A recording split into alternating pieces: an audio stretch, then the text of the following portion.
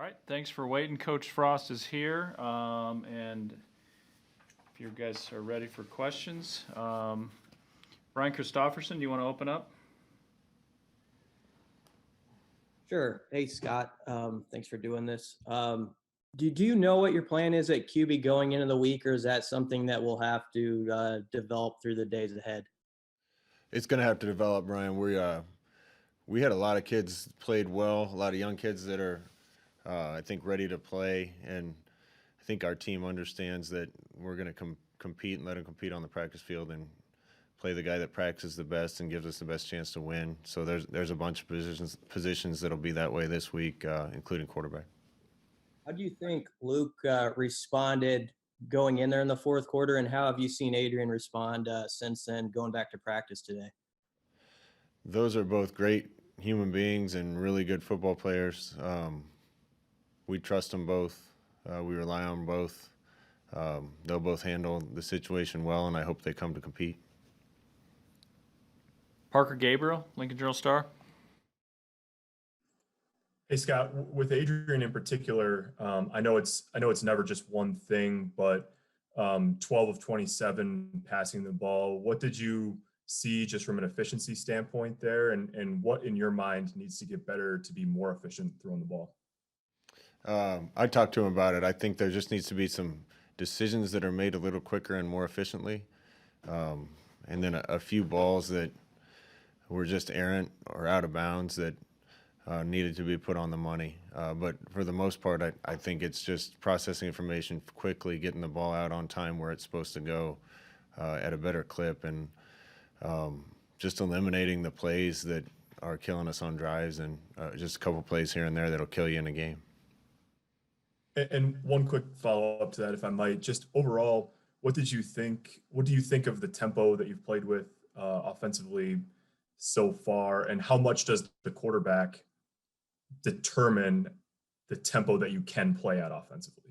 Yeah, some of the tempo is the quarterback. Some of it is our decision to do that or not. I was impressed and pleased with how our defense has progressed these first two games, and part of the reason we haven't gone light speed around here is we didn't want to leave the defense on the field that long. I'm really impressed and happy with how they're coming along. That'll free us up to potentially get a little more aggressive with tempo and offense. Omaha World Herald, Evan Bland. Hey, Scott, when you look back on the offensive penalties from Saturday, particularly along the line, to what do you attribute those, and were you surprised at how damaging each one proved to be for that given drive? Yeah, I've said this a bunch, but our margin of error isn't big enough right now to overcome those things. That was the emphasis all week in our message to the guys, what we emphasized in practice, and we still had too many. There's been too many drives where we start 1st and 15 because we jump off sides. They were shifting up front. That cost us a couple. Our guys got jumpy and moved when they yelled shift and moved. But that's a focus thing, and that's a discipline thing, and you just, as an entire football program, we got to get that fixed. Jake Bartecki, KRNU. Scott, looking ahead to this week with Penn State, how much do you know about how Penn State plays football, and how well do you know James Franklin as a coach and as a person? I know him really well as a person. My first job was at Kansas State in 2006. He was the offensive coordinator. I was the defensive GA. So he and I are friends. I haven't watched him very much on tape going back just because we haven't played them. Man, they're a really talented football team. You look at their defensive guys and just the length and speed they have everywhere. They've had kind of some unfortunate things happen to them here at the beginning of the year. I know they weren't expecting to be where they are, but it's a really, really good team, really talented team we have coming in here. So would you say you think they're better than what their record shows to this point? Oh, I don't think there's any doubt. You watch the first game and give credit to Indiana, but Penn State pretty much dominated most of that game and just didn't come out on top. Thought they battled with a really good Ohio State team and just had some unfortunate things happen to them in the Maryland game. But I'm sure they're going to be hungry for us. Sam McEwen, Omaha World Herald. Hey, Scott, how did you think Luke played in the last 2 drives of that game on Saturday? Well, Luke came in and did a good job. We had a play on 1st and goal at the 2 that we made a mistake on. He kind of got us in the wrong thing. That's a first game thing. Obviously, the interception is unfortunate. It's got to be a high ball, high and inside. So there was a couple mistakes, but Luke's personality in general, he's a spark plug. He's just got energy that exudes out of him, and I think people rally to that. And that's kind of why we did it. We felt like we needed a spark, and just his nature provides that spark. How do you get more efficiency in the red zone in terms of scoring touchdowns? Well, we got to work on it. We worked a lot on it this past week. Again, I give a lot of credit to Northwestern. I think at the end of the year they might end up being statistically the best defense in our league. It wasn't just us. Maryland scored 7 on them, I think, and has been lighting up the scoreboard since. And Iowa didn't score a lot of points and scored a lot the next week. So there's no doubt it was a really good defense, and a lot of the credit goes to them. Man, there was about 6 or 7 plays where just one thing went wrong, one missed assignment, one missed block, and we would have punched those in. But those are things we have to fix as a coaching staff. Lincoln Journal-Star, Steve Sipple. Scott, back to the QBs real quick. In your role, how can you help smooth what can be sort of a delicate situation on a football team? Yeah, I wish I had the magic answer for that. All I can tell you is I'm going to treat that position just like any other, and it'd be a disservice to my football team to play a player at any position if we had a player at that position that we thought gave us a better chance to win. So we just have to evaluate like any other position and play the guy that practices the best and is most ready to help us win a football game. Did you literally just kind of divide it up 50-50 with the ones, or do you go by feel in a practice? How does that work? Most through all of fall camp and all our practices, it was 50-50. When you're getting ready for a game, we give more to the number one quarterback than the 2, and we got to determine what we're going to do there. Thank you. Husker Online, Sean Callahan. Hey, Coach, I was curious on Cam Jurgens. Is that a long-term deal, or are you hoping to have him back sometime this season? No, he'll be day-to-day. Day-to-day. And then when you look at that offensive line, how do you think Matt Farniak did? I mean, he's played right tackle, right guard, and now center. You just don't see that a lot. I mean, how do you think he did in his first game as a center, and how can he improve going forward there? Yeah, I thought Matt played one of his best games as a Husker. I think Matt was our best offensive lineman in that game. It's a credit to him that he's able to do all those things. He's a team captain for a reason, and I'm sure he'll be ready to play whatever role we ask him this week.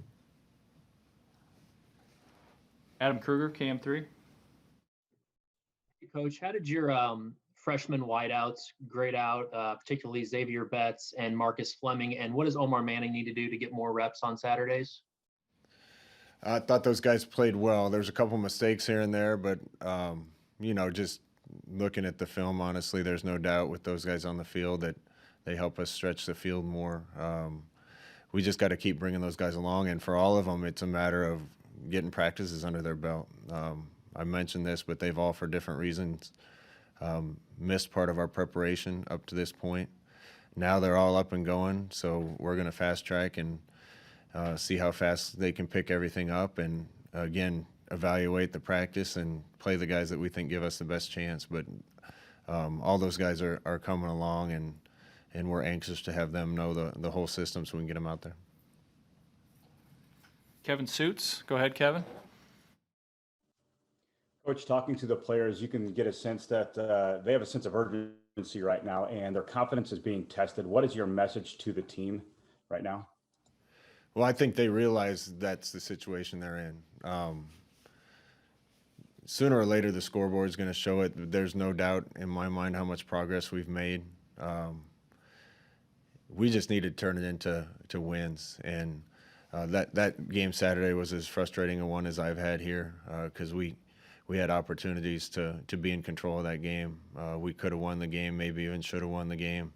That wasn't like playing some other games where I felt we were just outmatched talent-wise. We weren't in that game, and the guys are impatient, just like I'm impatient to get this changed. And I keep saying it, but once it turns, it's going to turn in a big way, and we need to have that happen soon.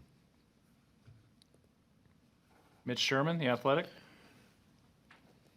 Scott, defensively, what are you most pleased with that you've seen through 2 games? Probably starts up front. We played Northwestern, I think, was leading the league in rushing going into our game, and Ohio State's probably one of the best teams in the country, and I didn't think we got pushed around up front in either game. The very least held our own. We're starting to get more speed on the back end and getting linebackers to plays, getting the secondary to plays. Haven't been a lot of busts where we're just giving guys easy things that have happened in the past. Haven't been any loafs where guys aren't giving effort. So we keep doing those things, and our defense is good enough right now to help us win games or keep us in games, and we need the offense to put up points that correlate with the number of first downs and yards we're getting. KLKN, Andrew Ward. Hey, Scott, you kind of touched upon this with the players, but you took a lot of the blame on yourself on Saturday. How much pressure are you putting on yourself, to kind of turn this thing around here quickly? Too much. I'm always going to point my thumb at myself and not the finger at someone else. State of Nebraska means so much to me. This program is everything. This is my life right now, and doing everything I can to get this where everybody wants it as fast as possible. It certainly hasn't gotten there as quick as I want it to, but I haven't for 1 second lost hope and belief in where we're going and what we're doing. And just being around it every day and seeing the progress, seeing the talent that's been infused into this program, seeing us be competitive. Again, it's about turning the page and finding a way to win a game and then getting on a roll and getting some momentum. And I think once that starts to happen, we have all the pieces in the program that we need to win and win at a good clip. But nobody's more impatient than I am, and nobody's putting more pressure on themselves than I am. Parker Gabriel. Hey, Scott, do you just like as a general philosophy, where you come down on sort of having a number of touches that you want to get particular players, and what do you need to do to maybe either manufacture or within the offense get more touches for Wacion Robinson? Yeah, we need Wandale to be a bigger part of the game plan, so we're going to do what we need to. We've had a lot of plays designed for him in first couple weeks, and it hasn't panned out, so we need to do a better job of that. He's playing a spot at slot where pretty much everybody I've had in my offense that I've coached has good numbers to big numbers. And it just hasn't happened the first 2 weeks, but in that spot, that's kind of the focus of our offense, that slot position a lot. And I think it's just a matter of time that the ball finds him in our normal offense, and we'll design whatever else we need to make sure that he's a part of what we're doing. Back to Sam McEwen. Go ahead. Hey, Scott, thanks for continuing to do this. Do you feel like your offense is playing with I don't know, the swagger and the edge that your best offenses over the course of your career played with, and maybe how do you get them to do that if they're not? Not yet, and there's no reason that this group shouldn't.